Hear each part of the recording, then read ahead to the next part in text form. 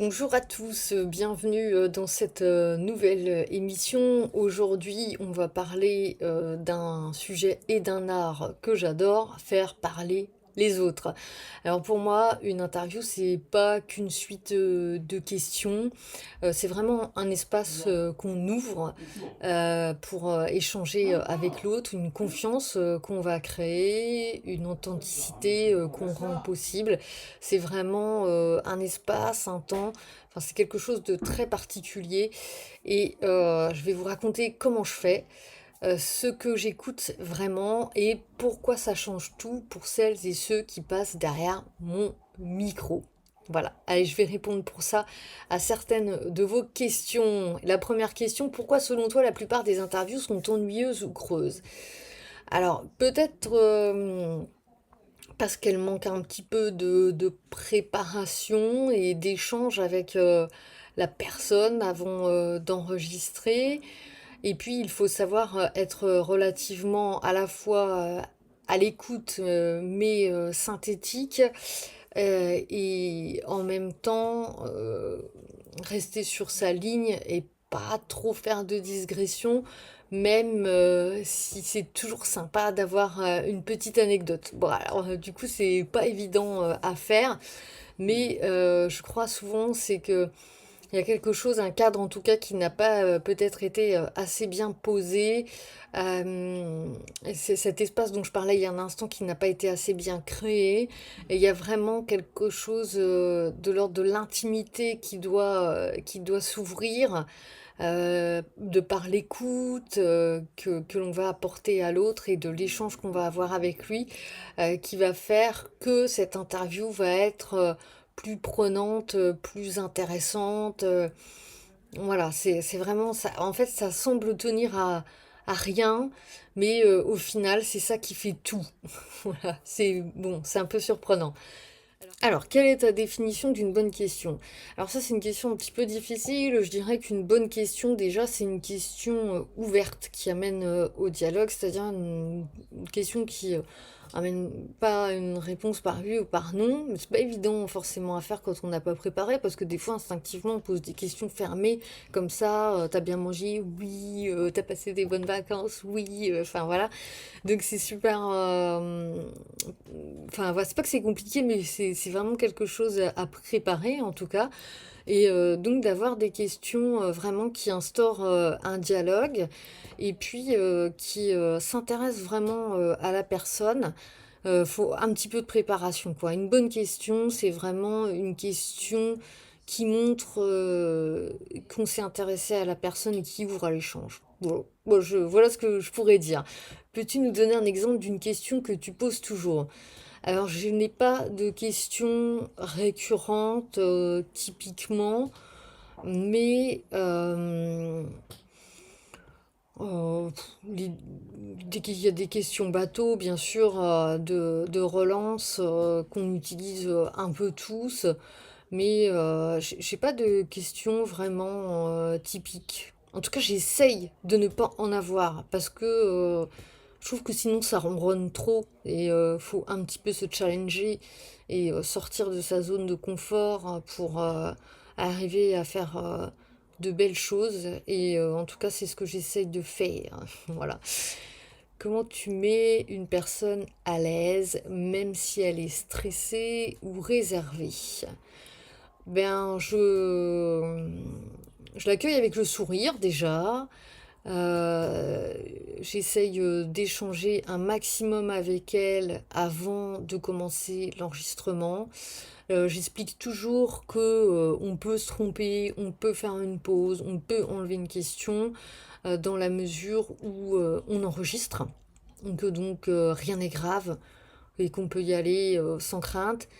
Euh, J'échange toujours beaucoup avec la personne avant et avant de lancer l'enregistrement, je lui dis toujours, voilà, on refait la même chose, on échange vous et moi comme on vient de le faire là, c'est juste que j'enregistre.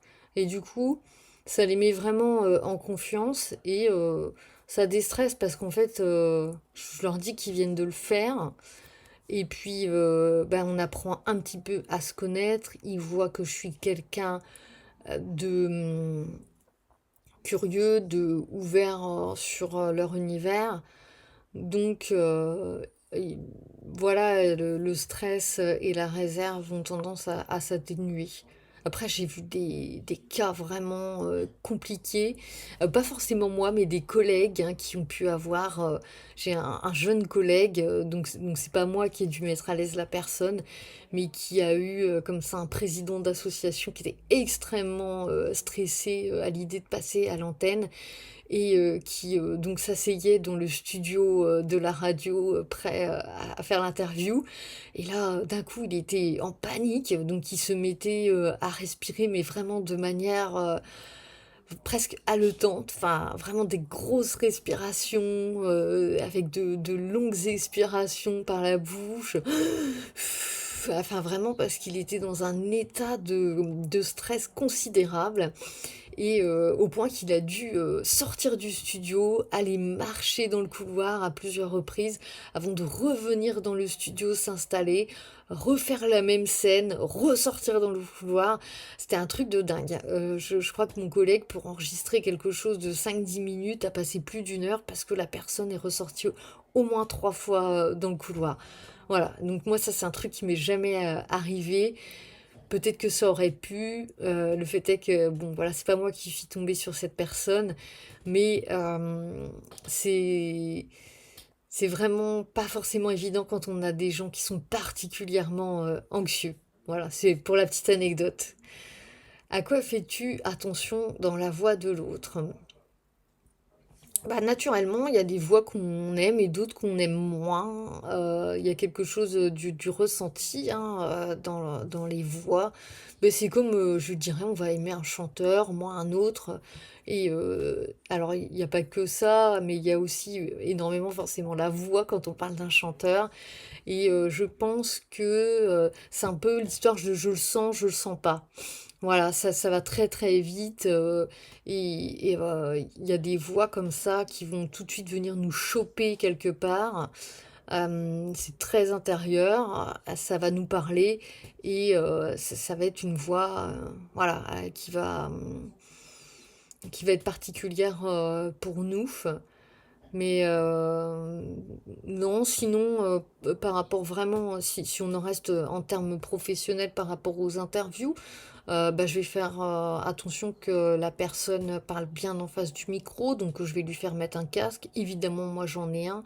Bon là je le mets parce que j'adore avoir un casque. En vrai, je pourrais mettre un petit retour. D'ailleurs, des fois je mets juste des petits écouteurs pour les vidéos, mais bon, c'est vrai, moi j'aime bien avoir du bon son, ça me fait plaisir.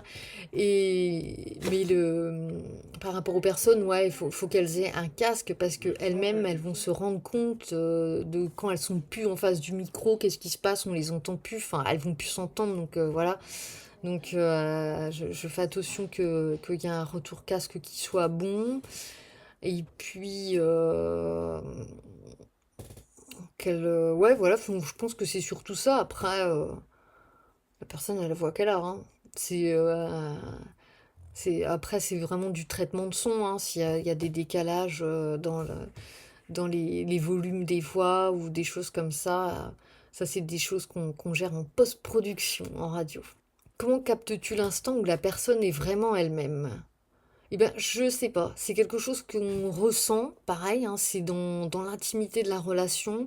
Il y a un moment donné où on a l'impression en face que la personne, surtout quand ce sont des interviews où la personne vient livrer quelque chose, parce qu'honnêtement, quand c'est plus une interview promotionnelle, entre guillemets, il n'y a pas forcément cette étape, mais quand c'est quelqu'un qui vient témoigner, souvent dans les témoignages, il y a un moment donné où on sent que ça lâche à l'intérieur et que les choses sortent et se livrent. C'est difficile à dire le pourquoi du comment, c'est très intuitif, ça se ressent, voilà, je sais pas, peut-être que ça se ressent vraiment dans une posture, dans le regard, pas que dans la voix, hein, c'est vraiment un ensemble et on sent que la confiance est là, que la personne lâche. Ouais, je pense que c'est ça. Quelle est ta plus belle réussite dans une interview, un moment qui t'a marqué? Un moment de jeune journaliste, on va dire, qui m'a marqué. C'est pas du tout ma plus belle réussite, mais simplement un moment qui m'a marqué. C'est un moment d'humanité d'un homme politique, euh, voilà, qui est suffisamment rare que je le remarque et qui me touche. C'est que j'étais là pour enregistrer un président de région de la région Champagne-Ardenne à l'époque. Et moi, j'étais donc jeune animatrice. J'avais tout bien préparé, mais forcément, j'avais un petit peu de stress. C'était une émission à fort enjeu qui allait être diffusée sur 15 radios et qui mêlait plusieurs intervenants. J'étais la chef de projet là-dessus et donc c'était moi qui gérais toutes les interviews et donc j'arrive pour faire cette interview de ce politique et c'était dans un palais des congrès avec beaucoup de salles, enfin voilà, j'étais un peu perdue, c'est la première fois que j'y allais, donc avec mon matériel d'un côté sur un bras, mes papiers de l'autre pour poser mes questions, en train de chercher un petit peu où j'allais. Et là, donc, il accepte gentiment de répondre à mes questions un petit peu au pied levé, je dois le dire. Et je sais, voilà, il n'y avait pas de chaise, pas de table, rien du tout. J'avais tout mon bazar. Et c'est vrai que du coup, j'ai commencé à poser mon sac par terre, mes papiers, enclencher mes micros, mettre mon casque, machin, ramasser mes papiers. Enfin, c'est vrai que c'était pas fou quand même, comme entrée en matière, ni comme, enfin, je veux dire, comme lieu de travail, enfin, comme voilà, comme disposition pour travailler. Et il m'a dit, attendez quand même, vous n'allez pas travailler dans ces conditions. Nous allons nous installer un peu plus loin à une table. Et franchement, c'est vrai que de la part d'un politique, euh, je peux dire que c'est la seule fois où j'ai connu ça. Et je le salue parce que voilà, il a fait preuve d'humanité à ce moment-là. Et c'est vrai que quand on débute, il y a une forte pression, c'est pas forcément évident. Et c'est vrai que son humanité sur le moment, c'est quelque chose qui m'a marqué. C'est pas, voilà, c'est pas une belle réussite, mais c'est un des moments marquants. Quelle est la différence entre parler et se révéler? Alors ça, c'est une question qui n'est pas évidente, mais ça rejoint un petit peu ce que je disais tout à l'heure. Il y a vraiment quelque chose quand on se révèle, qu'on accepte de laisser aller. C'est-à-dire peut-être que on est moins à l'écoute de soi pour maîtriser exactement tout ce qu'on dit et on est peut-être un petit peu moins sur la réserve finalement. On se laisse un peu plus aller en contrôlant moins. Et là, on se révèle. Parler, je pense que c'est vraiment une question de posture finalement. Voilà. Et parler, ben, déjà on peut parler en disant des choses super importantes et parler en disant des choses super banales. Tandis que quand on se révèle, il y a forcément quelque chose là d'important pour soi, nécessairement. Donc la posture n'est pas la même. Comment vois-tu le lien entre authenticité et impact? Mais il me semble que les gens ont besoin d'authenticité parce que tout est devenu tellement formaté, euh, qu'on ce soit dans différents médias, et que ce formatage euh, empêche l'authenticité. Parce que même quand il y en a ou quand on voudrait qu'il y en ait, il y a toujours le cadre qui vient extrêmement contraignant, tenir quelque chose, qui fait qu'on a du mal à croire à l'authenticité. Et je pense que ce besoin d'authenticité fait que quand les gens le rencontrent, forcément ça les arrête. Et donc, l'impact, il est là grâce à ça. C'est-à-dire que ils le reconnaissent. Ils reconnaissent l'authenticité. Parce qu'on n'est pas dans du formatage. Voilà. Et que les gens écoutent. Les gens s'arrêtent. Ouais. Et c'est là où je trouve que le podcast se révèle. Parce que déjà dans une voix, on entend quelque chose. On peut entendre une fêlure. On peut entendre du sourire, on peut entendre de la tristesse, on peut entendre tellement de choses dans une voix. Quand on n'a pas l'image, on est obligé de porter attention à cette voix davantage qu'on ne le ferait si on avait l'image. Et donc ça véhicule déjà quelque chose de supplémentaire.